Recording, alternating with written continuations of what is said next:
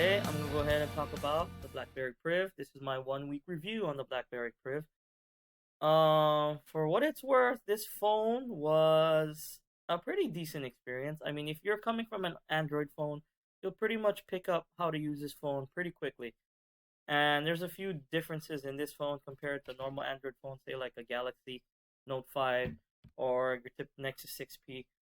Um, One of obviously is that keyboard. This physical keyboard, I found myself not using it as much as I thought I was. I was a fan of original Droid Turbo. I had that phone for a year and a half, the Droid Turbo, and I love that phone. But I haven't since these keyboards now, especially on this one. The keyboard on this thing is pretty decent. I mean, I like the keyboard on this thing, which is strange. Um, you would think I'd be using the keyboard, the physical keyboard when I'm typing on messages and whatnot, and I found it to be too much of a hassle to slip that up, slip it down, slip it down. I know it's first world problems, but I've just gotten so used to digital keyboards that I hardly even use the BlackBerry Priv keyboard, and that was the whole reason for me buying this thing was to use the keyboard, and I ended up not using it as much. Another thing is the software on the BlackBerry Priv. Okay, it's almost stock Android, except BlackBerry threw their own touches on there, and there's a ton of Verizon bloatware on this thing that I had to remove. And let me tell you that Verizon likes to mess up their phones by shoving their bloatware on there.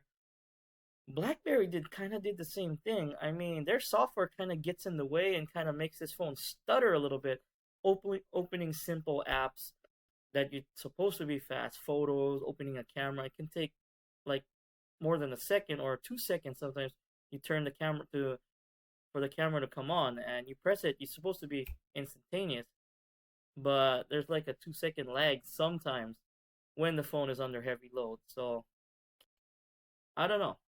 I don't know what's up with that. They need to work on that. Let's see what else. What else? Speaker. Speaker's okay. It's a front-facing speaker, and it's only one. There's only one speaker there on the bottom here, and it's okay. It's not top of the line, but it's okay. It's not really loud. I can tell you it's better than this speaker, the Galaxy Note 5 speaker, which is on the bottom of the phone. Anything front-facing is gonna be better than something on the bottom or on the back. So come on, Galaxy guys, get with it. Come on. Let's see what else. SD card is awesome. I like the SD card. I know there's a bunch of people out there like my that likes to put a ton of music, ton of movies onto their SD cards, and I got a 200 gigabyte, I got a 128 gigabyte, and I got a 64 gigabyte SD card. I always keep around at least three with me, just in case something happens to one. And I know SD cards can fail, but so far my oldest card, my 64 gigabyte card, that's been with me for over a year and a half, and it has zero problems. Okay, zero. So SD cards are something that I love, and I'm glad BlackBerry found a way to make room for it. Let's see what else. What's else about this phone? Oh, I like the fast charge. It charges pretty quick. This phone charges in about an hour, 20 minutes, 30 minutes. It charges pretty fast, and that leads me to the battery. Battery life on this phone. The first couple days I got it was kind of weird. The first 2 days I used it, I got about 3.5 hours screen on time, which is a C in my book. But after another couple days, it kind of leveled out after all my apps and everything got settled. It leveled out at about little over 4 hours, 4 hours 15 minutes. That's the average, 4 hours 15 minutes, which is a B plus in my book. 4 hours 15 minutes screen on time. The battery is a 3,410 milliamp battery, and it pretty much lasts me the whole day. I don't have to charge it by say I charge it in the morning at 6 o'clock in the morning, and it'll be ready to go back to its charger when I go back to bed at night, and if I go to sleep at 12 o'clock at night, the phone will probably be down to 10-15%, which is decent. I mean, that's a long time.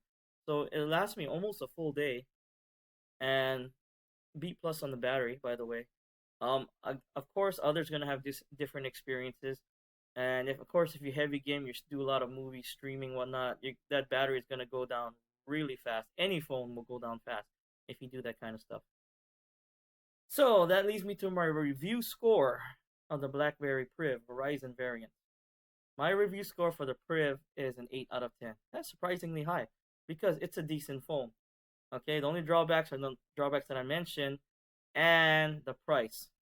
Blackberry, you guys need to lower the price on this thing or it's not going to survive. $720 on Verizon. You should bring it down $120 minimum. Minimum. $599 maybe. People would think, oh, maybe I'll pick it up to try it out. If this phone was $499, I guarantee you, you'd double your sales like that. Like that. Okay? So think about it, Blackberry. Other than that, that's my review on the Blackberry Priv. I hope you guys liked this video. If you guys did like this video, hit that like button. Leave a comment down below. And subscribe to my channel for more videos every few days. If you didn't like this video, hit that dislike button and leave a comment down below. And I appreciate the criticism. I'm a growing YouTube channel, and I do take criticism into how I make my videos. And my next video will be in a few days.